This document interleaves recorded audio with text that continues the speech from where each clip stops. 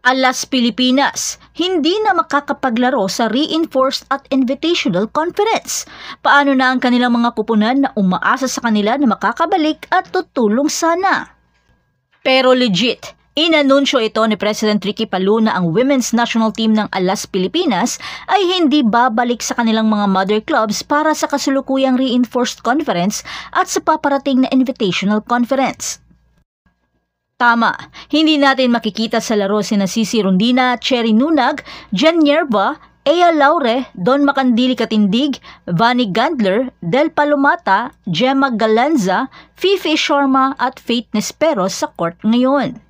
Dahil ang desisyong ito ay mula sa PNVF na may schedule na tune-up matches para sa national team laban sa mga club mula sa Korea at Japan sa kalagitnaan ng September.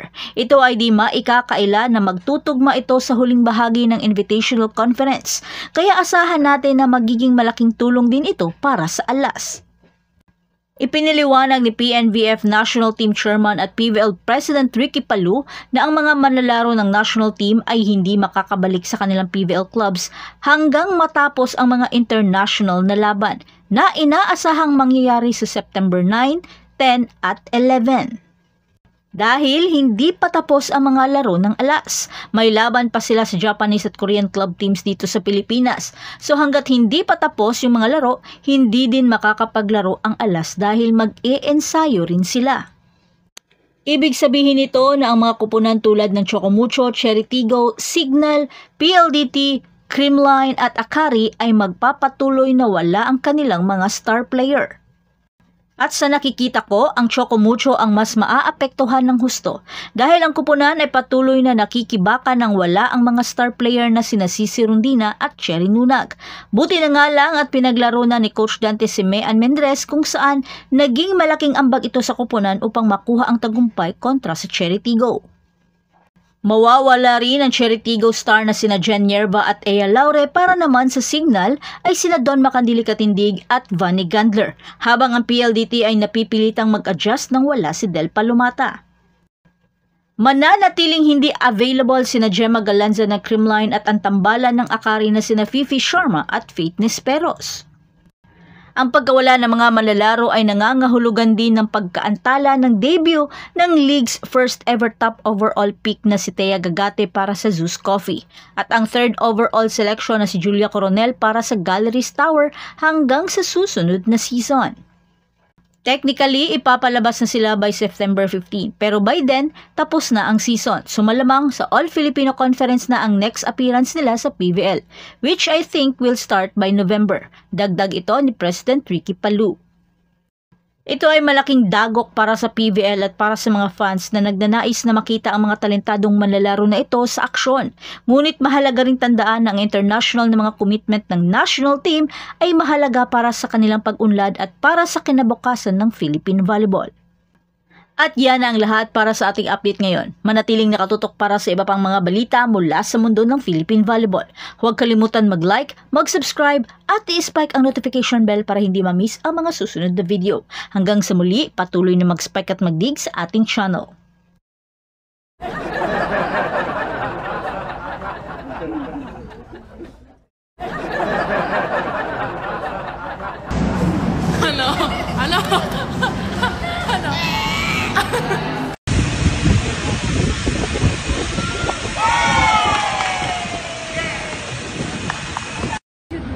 Hindi naman sabi.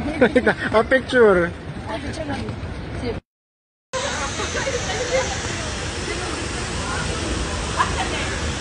Ate Gia, say hi. Coach. Ay. Thank you so much, T.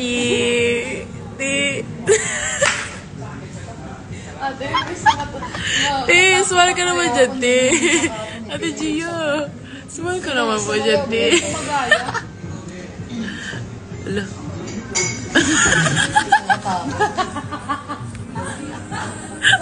Wala na, T. Ginabi na lang talaga. Lakad pa din. Bakit ka dyan nakahawak?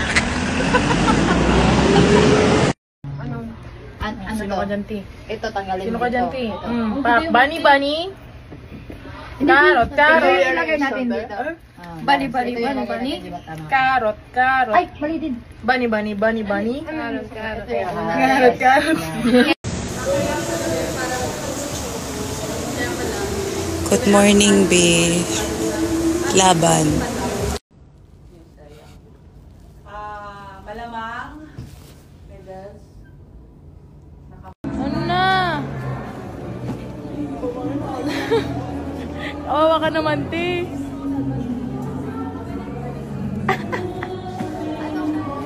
Look. Pa ako tinulungan, bibidyo-bidyoan mo pa ako. Bet, tignan mo ang dala ko. Sige daw. Joke lang, be. Aslom. Aslom, nakay ka. Aslom. Aslom, nasad ka. Kay Aslom. Tama na dito. Titeya. Ate Teya.